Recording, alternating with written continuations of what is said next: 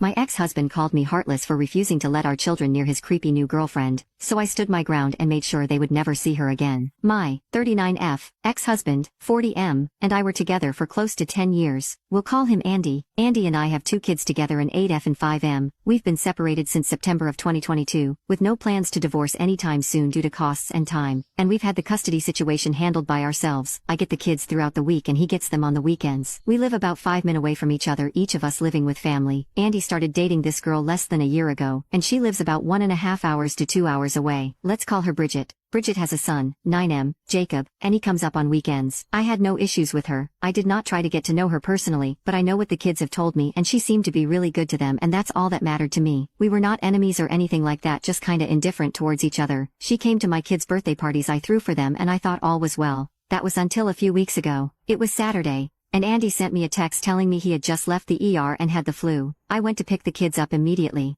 On the way home I asked my daughter what she had done that day and she replied it was just like every other weekend. She played with Jacob and her brother, did makeup with Bridget, and then they took a bath. The way she said it made me feel the need to ask if they each took their own baths, or if Bridget stayed in the bathroom to help if needed. That's when my daughter tells me that they take a bath or shower together all the time. My mom was in the car too, and judging from her face I knew I wasn't tripping by being absolutely speechless about what I had just heard, but not wanting to cause a scene. I didn't make a big deal about it, but I did tell my daughter that I didn't want her to ever take another bath with Bridget ever again. I was so blown away. I've got a history of being essayed by a close family member my whole childhood. He passed away recently. I always said I would never put my kids in a position where that might happen. In fact, my kids have never been left alone with anyone other than my ex and I and our parents. Come to find out though, Andy had been working on Sat afternoons leaving them with Bridget, which is when the baths occurred. Andy was well aware of what was happening though. Given the flu diagnosis and my emotions being so high, I waited until the next day to say something about it. I asked what was up with his girlfriend,